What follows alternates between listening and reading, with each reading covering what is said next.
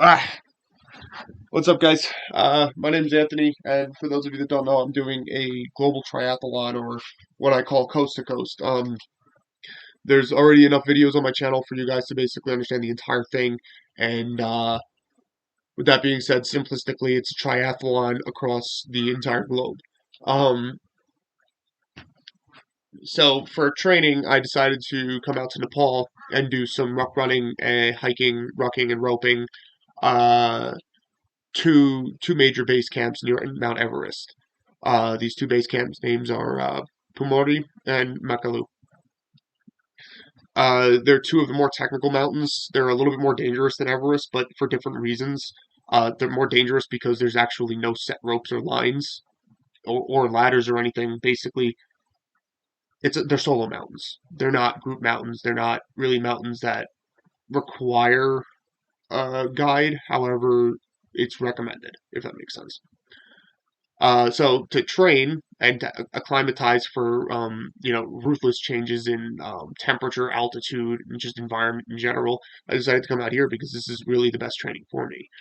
Um, so to break down the plan real quick, I plan to be trailing lodges for the first 2 to 3 days, and then after that, it's solo camping and climbing and trekking.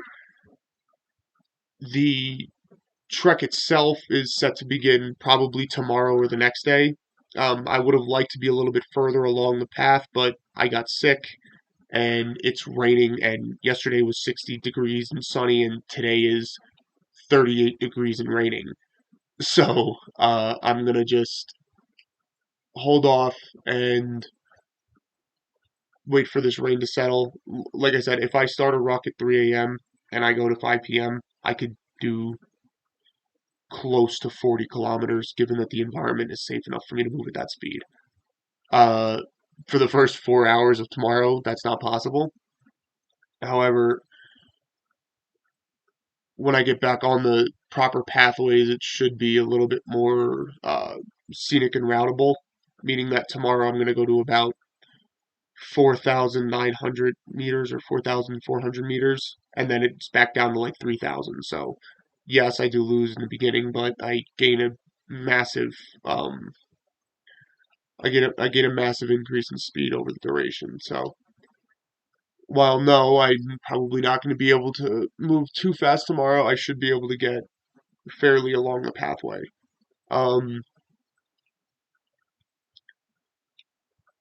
so so far it's been decent. The paths have been pretty mellow, calm. Obviously there are ups and downs per always, but um, the shear isn't really that bad yet. Plus the altitude's very fair and medial. It's only about 2,600 meters here. However, I've already acclimatized. Um, if you go look at my past video, I was doing acclimation training and freehand climbing, and I dropped my backpack and broke my laptop. So yes, was it a failure? Like what I said, but at the same time,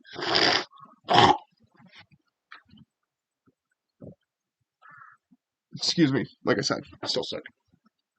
Um,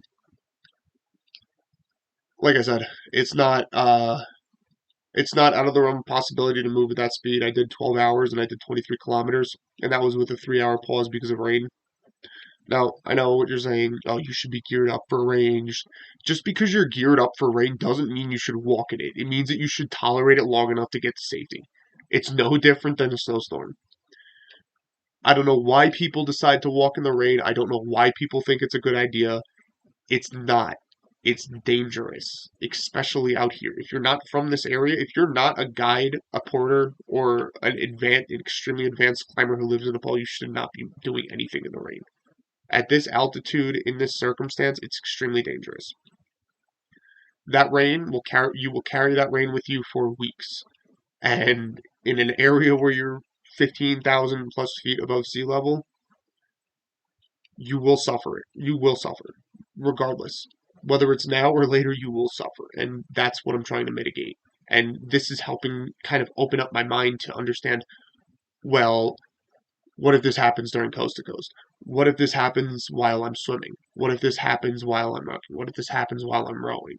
Obviously, I'm going to be in a more temperate environment where the altitude levels are low, but over the course of 265 to 300 days, it could kill me. That there's no argument around that. If this couldn't kill me, I wouldn't be moving right now. Or if this couldn't kill me, I would be moving right now, which I wouldn't because it's stupid. But it's like they said the rain might clear up by 3 p.m., but a 2 or 3 hour hike in the middle of the woods just to have to walk through pitch black darkness in a place where I don't have to is stupid. There's this old saying: if you don't have to run, walk. If you don't have to walk, sit. If you don't have to sit, sleep. Uh, that's like the basic foundation of like anything in survival.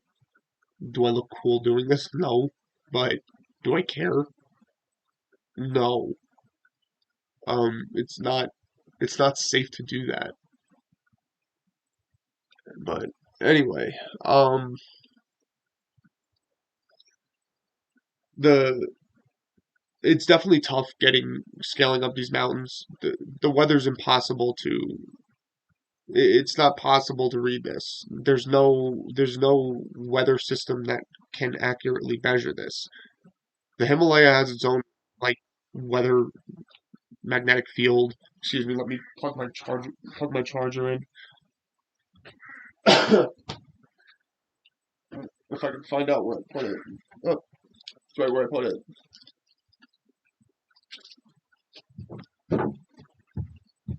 Ow, my shoulder hurts.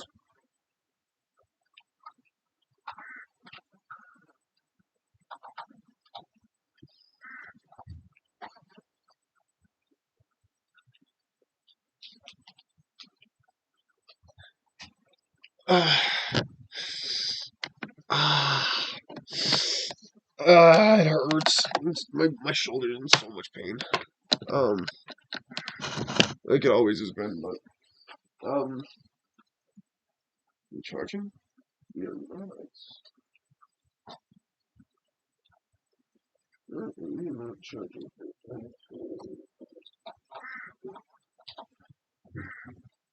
Okay, it should be charging. I saw an electrostatic. Yep.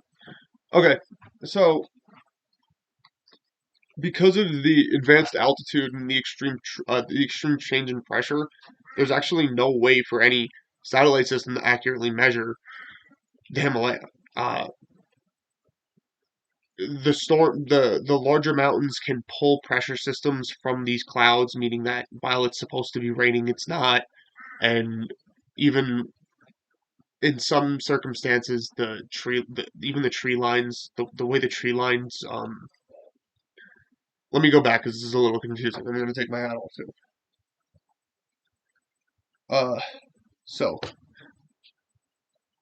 pressure systems tend to build up as altitude progresses, meaning that the density of the way the atomic structures covalently bond becomes less and less, which is why the air pressure is lower, meaning that pockets of hydrogen can build up in areas where they're not really supposed to belong, which is why you get like randomly exhausted at high altitudes.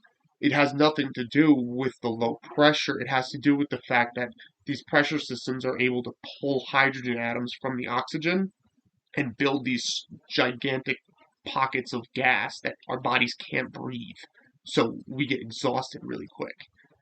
And coupling that with the way that the mountains pull from each other, that's what some mountains don't have trees when they should, and other mountains have trees when they shouldn't over here because the way that the way that the atmosphere propagates different types of particle structures changes based on where the mountains are, and that's an equation that requires every single freaking mountain to be like determined and analyzed specifically. And then once all of those are determined, then we can figure out how the actual weather systems and patterns work in the Himalaya, which not only would cost $4 or $5 billion, but it would take a team of scientists like 20 or 30 years to actually calculate using standard metrics. So the only way to actually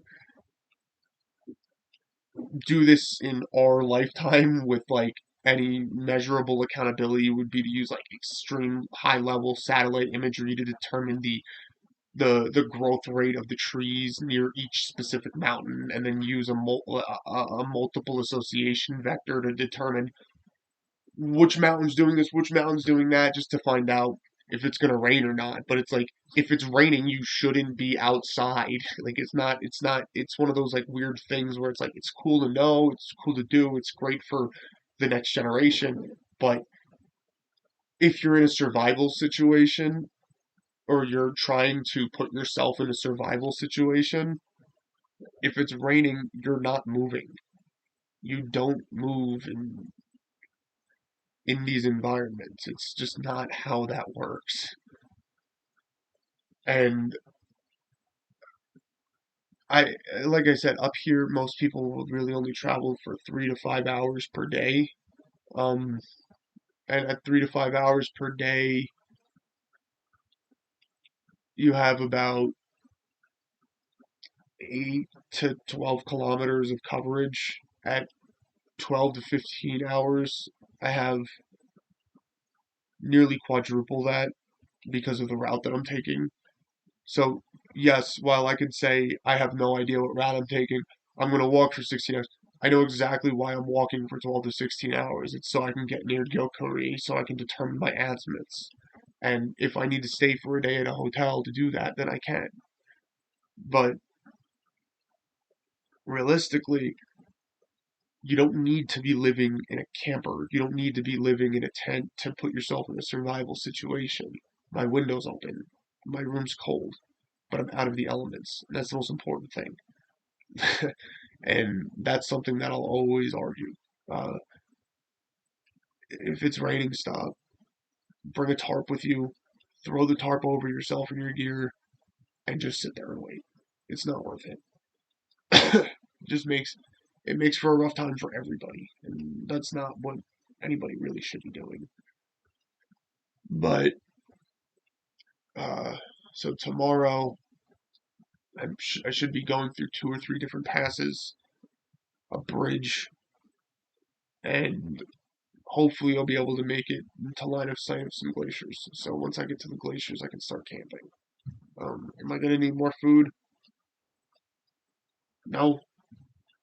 Do I want more food? Yeah. Everybody wants more. Anybody that wants less either has depression or doesn't like what they're getting. Um, I have a kilogram of rice. I have to stop at one of the neighboring farms to grab some vegetables, herbs, and spices. Believe it or not, those herbs and spices are what's going to keep me going. Eating plain rice is dumb. If you can get garlic and herbs, you're better off eating rice with garlic and herbs. I have some dried mangoes in a chili sauce that I'm going to mix in with the rice. I know it doesn't sound good, but like I said, this isn't meant to be a vacation. So I have enough food storages for about 13, 13 days. However, um, I only have enough gas for uh, between like um, 9 and 12 cooks. So I think in total I'm going to be in the wilderness for about 18 days. So I'm only going to have about 8 or 9 meals over that time, and they're really only like 300 or 400 calories. So it's just something to keep my mind focused before I get to the passes. Like I said, the 400 or 500 calories that I eat the day before I scale the pass is what's going to keep me from either getting tired, quitting, or hurting myself. This food isn't meant to keep me stabilized, or this isn't sustenance. This is survival. So um, anyway, I messed up the intro on here, so I'm gonna split the video in half, and then you may hear something redundant. I wanted to get my point in with the altitude changes and whatnot, so I'm gonna split the video in the middle, and then you guys are gonna hear what I said before, so you're gonna hear what I said. And then, all right, I'll see you guys later. Peace.